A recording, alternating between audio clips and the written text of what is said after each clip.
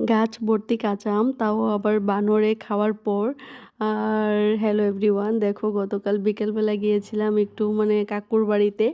আর গিয়ে দেখি যে আমার কাকুর বাড়িতে একটা ছোট আম গাছে এত সুন্দর আম হয়েছে, তাও আবার বানরে খাওয়ার পর এগুলি টিকে আছে। আর আমার বাবার বাড়ির গাছগুলিতে তো সবগুলি খেয়ে নিয়েছে, আর কাকুর বাড়িতে দেখো এতগুলি আম টিকে আছে।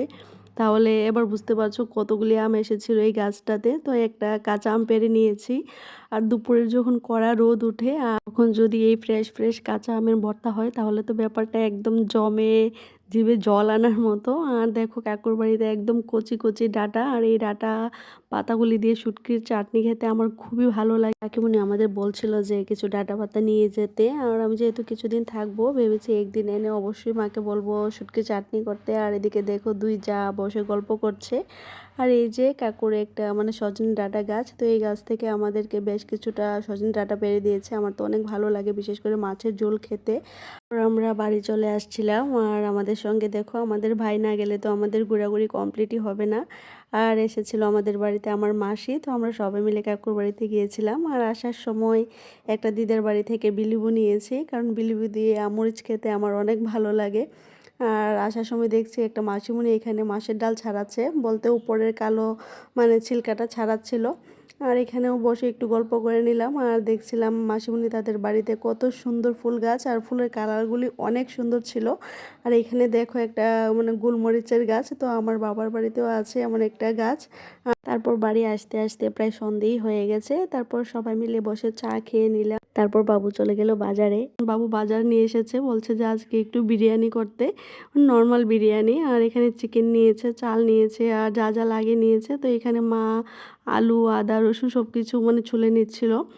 আর দেখো এখানে দেখতে পাচ্ছ যে কতগুলি আলু দিয়েছে, কারণ আমার আমার না আমাদের বাড়ির সবারই মাংস থেকেও বেশি পছন্দ আলু, যার জন্য চিকেনে মা অনেক বেশি আলু দেয়। আর আমিও যখন রান্না করি বাড়িতে আমিও অনেক বেশি আলু দেই। আর যদি মাটির চুলার রান্না হয় তাহলে তো আর কথাই নেই। আর আজকে মা একটু মাংসটা অন্যরকমভাবে রান্না করেছে। প্রথমে তো মশলা কিছু মাখাইনি, তো আমি বুঝতে পারিনি। মা বলছে যে এভাবে রান্না করি, একদিন খেয়ে দেখ। আর মাংসটা সত্যি দারুণ হয়েছিল। আর দেখো এখানে কতগুলি আলু দিয়েছে। আর চুলার মধ্যে আমার মনে হয় যে অনেক তাড়াতাড়ি রান্না হয়ে যায়, যদি সব কিছু রেডি থাকে, সব মশলা করা থাকে, সব গুছানো থাকে। আমার মনে হয় গ্যাসের থেকেও বেশি তাড়াতাড়ি হয়। দেখতে পাচ্ছ যে কত সুন্দর রান্না হচ্ছে, আর গরমের মধ্যে রান্না করছে। আর চুলার পাড় বসে আমি, বাবু, তারপর আমার যে মাসি এসেছিল, মাসি, আমরা সবাই বসে অপেক্ষা করছিলাম। আর তারপর যখন মাংস কষা হয়ে গেছে আমাদেরকে দিয়ে দিল, আর ওইটার ক্লিপস নিতে ভুলে গেছি। আর এতটা টেস্টি হয়েছিল মাংসটা।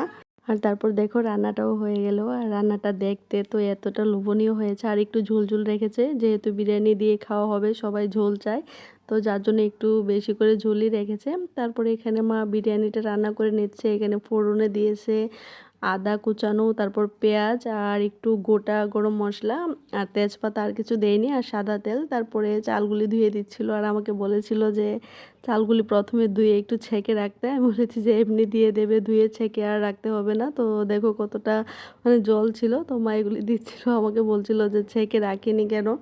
আর তারপর এখানে দেখো চালগুলি যখন ভালো করে ভাজি করা হয়ে গেছে তখন জল দিয়ে দিয়েছি। আর রান্নাটা অনেক ভালো হয়েছে, একদম ভাতগুলি একটার সঙ্গে একটা লেগে যায়নি, খুব সুন্দর হয়েছে।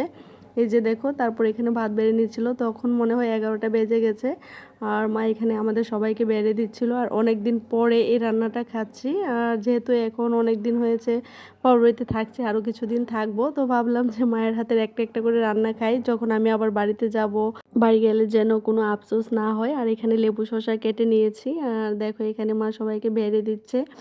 আর সত্যি অসম্ভব টেস্টি হয়েছিল। আর আজকে সকালে বিলুবু দিয়ে আলু দিয়ে আমরিচ করেছে, আর কাঁচকলা আর আলু দিয়ে মাছের ঝোল করেছে। আর এই যে দেখো, আর এক ফাঁকে আমিও একটু আমরিচটা দেখছিলাম মা কীভাবে রান্না করে। তো আজ এই পর্যন্তই, সব ভালো থেকো, সুস্থ থেকো, টাটা।